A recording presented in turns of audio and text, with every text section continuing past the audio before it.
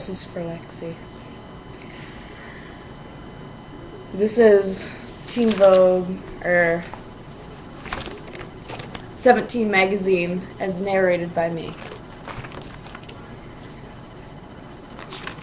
I'm gonna skip the intro. Freshman year of high school, I started hanging out with the senior Dave. He was a cute soccer player, and I felt cool to have a senior looking at me. He was always saying nice things to me, and I totally fell for him. After 7 months of dating, we went to a party, and I walked outside and saw him smoking pot. I was shocked. I thought he didn't want to do drugs because he was such a big athlete. When I asked him about it, he said he only smoked once in a blue moon. But then he asked, "Would you like to do it with me?"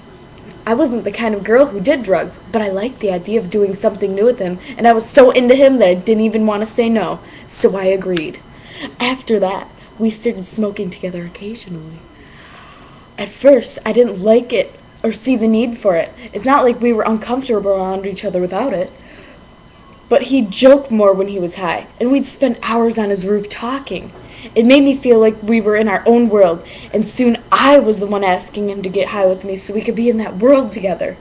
But after about a year and a half, Dave started changing out of nowhere. He wouldn't return my calls, and I didn't know what I had done to push him away. I was devastated. I felt like my life had no meaning without him.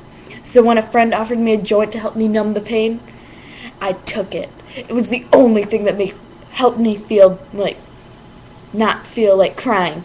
It made me seem happier too. And if Dave could see how much fun I was, he would want me back. I kept smoking all the time, to the point that I failed my classes and I had to switch schools. But I was too spaced out to think about the consequences of failing. I felt like life in school had no point since Dave wasn't a part of either anymore. On my 18th birthday, everyone was partying at someone's house, and I decided to celebrate by taking a puff from pretty much everyone's drugs. The last thing I remember is passing out on the porch. When I awoke, I was in the hospital bed hooked up to an IV.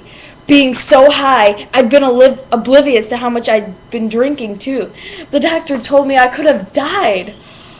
I knew right then I had to stop living this life where the only thing getting me through was pot. Quitting was harder than I thought it would be. I started taking school more seriously, and I even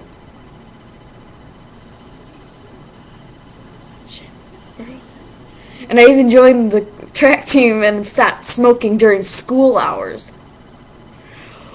I still smoked at parties and at home alone. I would get high just so I could just go to sleep and stop thinking of how much I still miss Dave. That one day, my senior year, a social worker called me into his office. "I'm here to make you stop using," he said. "I'm here to make you realize there are other things that can make you happy." And that's what it really hit me. Smoking pot was my way of distracting myself from the breakup. No shit. But it wasn't a way of dealing with it. I needed to stop smoking and get on with my life, so I cut out pot completely. And within just a few weeks, my grades started improving and I felt more together. Feeling better made me want to stick to not smoking.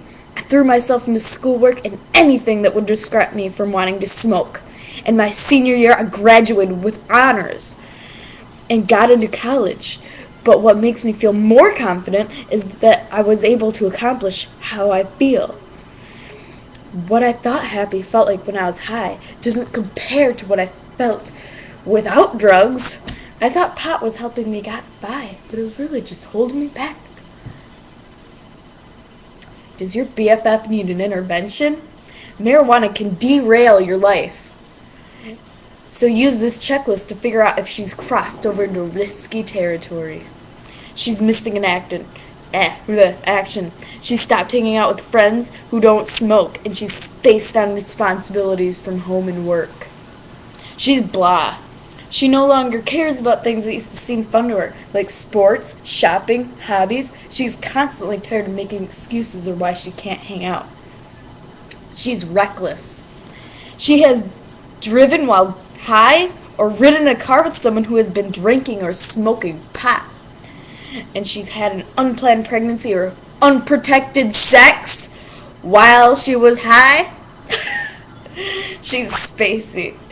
She blanks on what she did when she was smoking, or she's forgetful in general, even when she's not high. If you answered yes to any of the above, talk to your school counselor or go to drugfree.org and teens.drugabuse.gov or ways to help your friend or yourself.